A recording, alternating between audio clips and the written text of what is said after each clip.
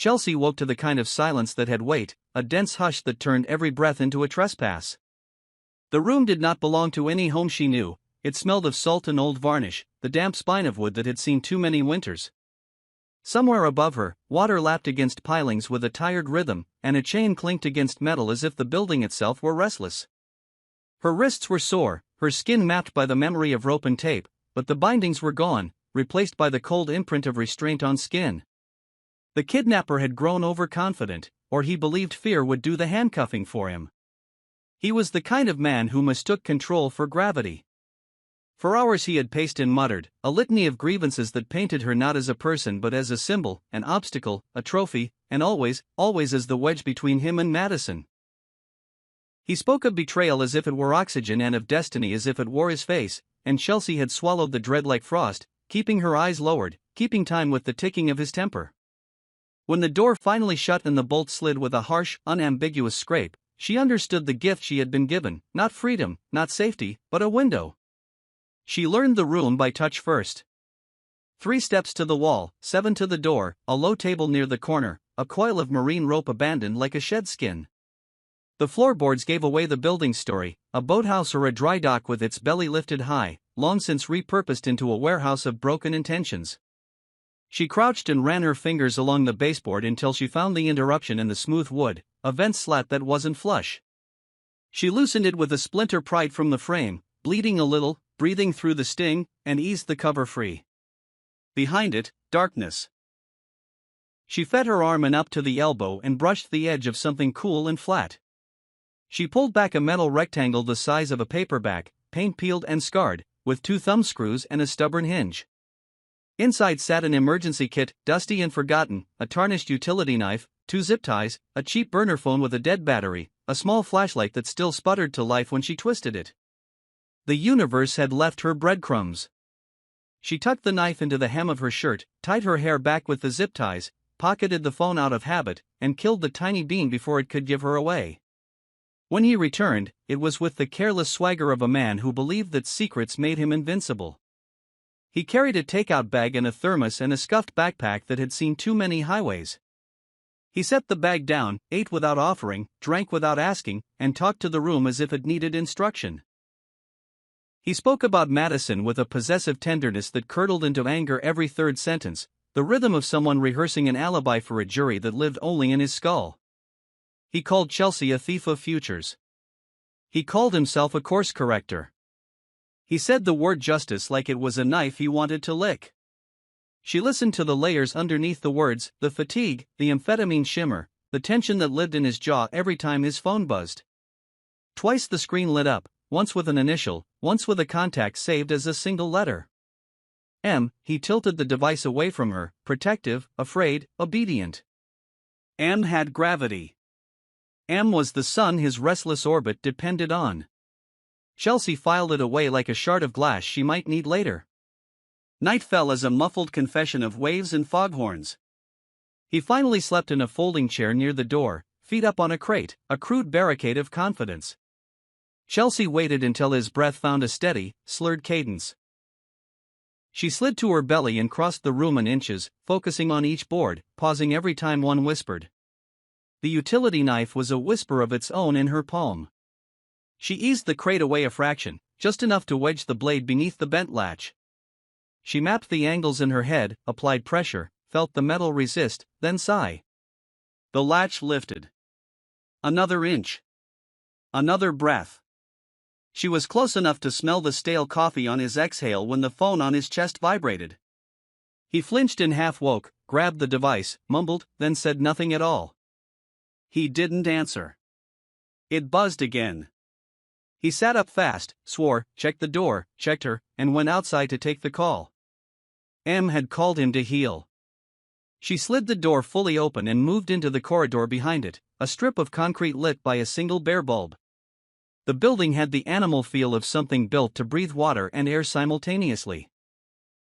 She passed racks of nets and tarps, coils of hose, a rusted metal sink that was still wet from a casual hand-washing. A second door opened into a cramped office with a calendar that had stopped 3 months earlier and a copy machine that smelled of hot plastic. The desk drawers were a museum of failed plans, receipts, an unregistered pistol without a magazine, a stack of laminated keycards held together by a clip. She palmed the card and looked at the logos printed in small, municipal fonts. One read Fairmont Marina Maintenance.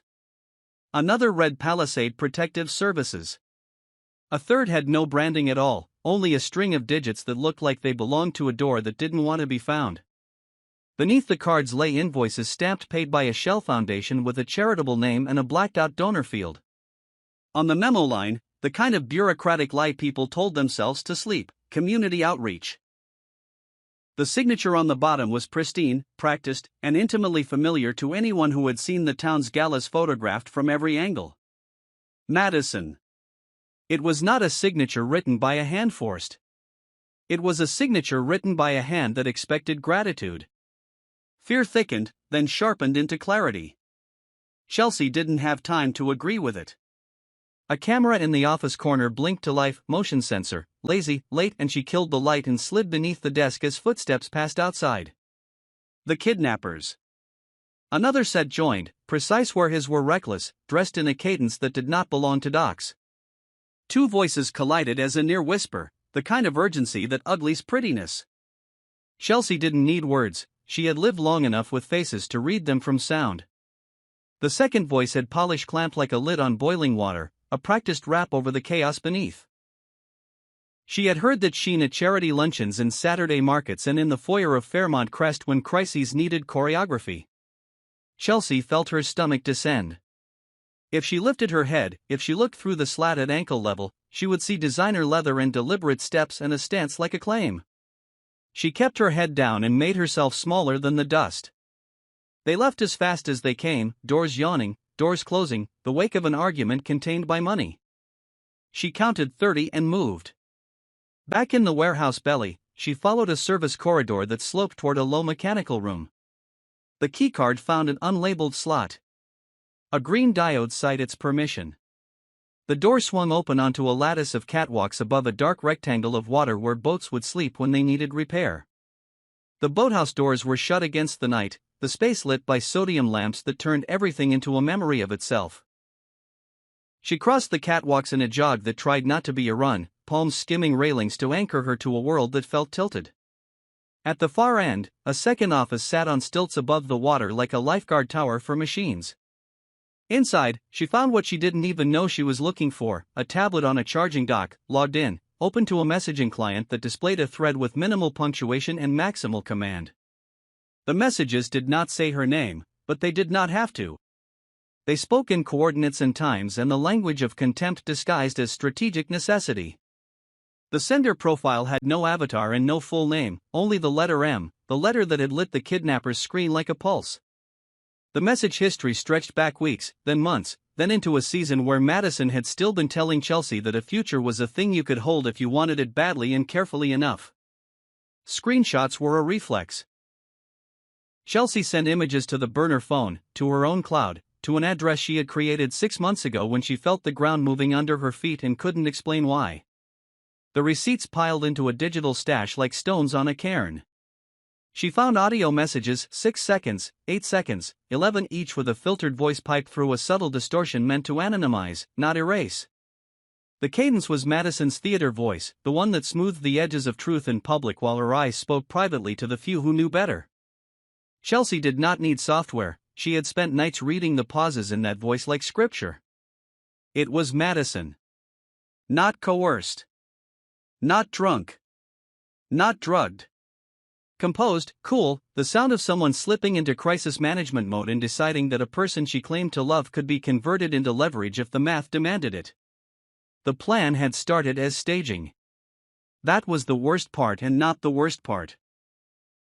The files outlined an operation designed to scare, not scar, a brief disappearance, a timed find, a hero's return. It was a narrative built for a town that consumed spectacle and forgave with a fervor proportional to how much it had been entertained. But staging had met ego and old resentment in a man who wanted to punish rather than perform, and Madison had chosen to escalate rather than call the whole thing off and risk the exposure of the scaffolding underneath. The scaffolding was money misdirected funds through a charitable arm that had recently been highlighted in a feature that extolled her vision and favor, the kind that made permits soft and inspections friendly and doors into power open like a gibbon. The scaffolding was also fear, not of the law, which could be handled, but of abandonment, of falling from the center of the Dupree orbit into the cold of outside. Chelsea had never understood how much of Madison's poise was balance achieved over a void until she saw the numbers on the screen and the clipped tone that accompanied the instructions to tighten timelines and restrict contact. The kidnapper returned before dawn, energized by orders, bristling with a need to assert ownership over a situation that had begun to treat him like a pawn. She wasn't where he had left her. The realization hit him first as insult, then panic, then rage. He slammed doors and shouted the kind of words that fill space without conferring power. Chelsea moved ahead of the sound through the skeleton of the building, crossed catwalks that quaked under her speed, and found the manual release for the outer boathouse doors. She threw the lever and the ancient gears moaned awake. Salt air shouldered its way in, loud and bracing. Somewhere beyond the gap, the bay inhaled and exhaled with morning tide. An alarm began to bleat in the office behind her, a synthetic bray that promised to tell on her to anyone within earshot. She ran. Outside, the dock planks were slick with night and dew, and the August mist had rolled in a heavy shawl around the marina. She sprinted down the wharf and cut right into a line of bait shacks and rental sheds that crowded the boardwalk, then dove between two moored boats into the crawlspace where barnacles had grown a logic of their own. She made herself a shadow among the shadows and waited for the world to choose sides. The kidnapper's footsteps thudded hard in close. His breath came in hot banks, the tenor of a man whose body wanted to sprint and whose fear wanted to look everywhere at once. He pushed past a fisherman, grabbed a stranger by the shoulder, demanded answers from a gull's indifference. Chelsea slid along the pilings and followed the tide until the shelter of a ladder offered a way up. She took it slow to keep from rattling the metal, emerged beside a rack of kayaks chained with lazy security, and ducked into the open door of a shack with a hand-painted sign that read office in a cheerful script that had no idea what kind of morning it would host. Inside, a man in his 60s with a face washed by wind and humor looked up from a ledger. He glanced once at her and catalogued everything. He did not ask questions. She did not give answers. He extended a towel and the kind of nod that says time is the only safe gift we can trade. She needed a phone, and he needed to protect himself from whatever story walked through his door. She showed him a line of text on the burner screen, help, and he slid his cell across without breaking the surface of his calm. She typed fast with hands that trembled, sending a geotag to an encrypted account, copying in Danny's number and a third contact she could trust to activate quietly. Vanessa, who understood urgency without theatrics and risk without applause. She left the shack with the towel draped like belonging and headed toward the far end of the marina where an older boathouse leaned against the shore as if it had been whispering to the land for decades and asking permission to age. She returned not out of bravado but strategy. Proof was leverage was oxygen. Running would keep her alive an hour. Documentation could burn a house of lies down to its studs. She slipped back into the original building through a side door that yawned to a walkway behind the offices, now empty as if shame had sent everyone for coffee. She harvested what she could, paper ledgers with columns that told the truth because numbers don't know how to lie without cooperation, a thumb drive labeled maintenance that contained more than any wrench had a right to manage, a stack of delivery manifests that proved presence. She tucked everything into a canvas duffel that had once carried sailcloth and now would carry the weight of pretense. The confrontation she dreaded announced itself not with a shout but with the click of heels she recognized. Madison arrived like a storm that had picked a silhouette, windless and precise, the kind of entrance that had commanded rooms into compliance and made donors double their checks. The kidnapper trailed behind, battered by the force of a plan gone feral. They took the high office, the glass cube that allowed them to look down over water and iron. Chelsea kept to the catwalk outside, pressed flat against the corrugated wall as she angled for a sightline that would confirm what the messages had already told her. Through the glare she had the kind of view that makes a life tilt. Madison stood with her hands flat on the table and spoke in a measured cadence that matched the audio files, even without sound. The kidnapper gestured wide with the entitled panic of a man who believed the rules had changed and needed everyone to pretend they hadn't. Madison's focus never wavered from the objective. She used her height as leverage, her calm as intimidation, her history with Chelsea as something to compartmentalize and write off as regrettable but necessary. When the kidnapper shoved a hand through his hair and mouthed a crude threat, Madison didn't flinch. She pointed to the door. He closed it. She pointed to the phone. He placed it on the table like a child surrendering a toy before dinner. She pointed to a stack of papers. He signed. Control had boundaries. She was redrawing them. Chelsea didn't need to hear the content to understand the negotiation. Madison was converting a messy reality back into a manageable narrative. The staged kidnapping had metastasized, the timeline had slipped, the optics were rotting in the sun, and now the priority was extraction without exposure. If the kidnapper would not comply, he would be abandoned to become a rogue actor the town could hate without implicating its queen. If he did comply, he would be paid, disappeared, and promised nothing but the relief of not being hunted. Madison had calculated the cost of every move, the risk of every witness, the value of every tear she would shed on camera when Chelsea returned with a story edited for palatability. The unexpected accomplice was not a thug or a grifter or a shadow in an alley, it was a woman who knew how to fold catastrophe into a performance and would walk over the tenderest pieces of the people she loved if the choreography demanded a clean line. The catwalk betrayed Chelsea with a sound like a question she could not unsay. A bolt in the metal webbing gave a small shrug under her weight. The kidnapper's head snapped toward the window. He moved faster than his greed usually allowed. The office door banged open. Chelsea ran, duffel over her shoulder, knife in one hand, keycard in the other. He followed with the feral focus of a man who had been almost humiliated and refused to let the world finish the sentence. Madison did not give chase, she called someone instead. The air changed the way it does when authority is invoked. Chelsea felt the concept of enforcement arrive in boots and in the hum of a dark SUV she had never seen on local roads and in the clipped radio chatter that found its way into the marrow of the building. What followed was not a chase so much as a negotiation with gravity. Chelsea took the ladder down to the service dock 2 rungs at a time and cut left across a narrow span that connected to the main haulout. The kidnapper came straight, betting on raw speed, misjudging the slick green paste of algae and losing his footing for a crucial breath. Chelsea hit the manual crank that controlled the boat sling and reversed it. The straps jerked and lifted, and a suspended hull swung like a pendulum, carving space between them. She threaded through the gap before the arc completed and took the far stair in a spasm of will. The duffel battered her ribs, the knife kept wanting to ask if there was something it should be doing. She kept it sheathed in resolve. On the upper deck, a box of flares sat open, the confluence of laziness and fate. She grabbed one and yanked the chain to ignite, then fired it down the central channel as a screaming line of red. It hit the water and hissed a trail that drew eyes to where she wanted them, not where she needed to go. Security arrived not as police but as a private solution, men in tactical fleece with no insignia and the bland menace of contractors who never give their last names. They took one look at Madison's gesture and formed a net that did not care who it caught as long as it contained the problem.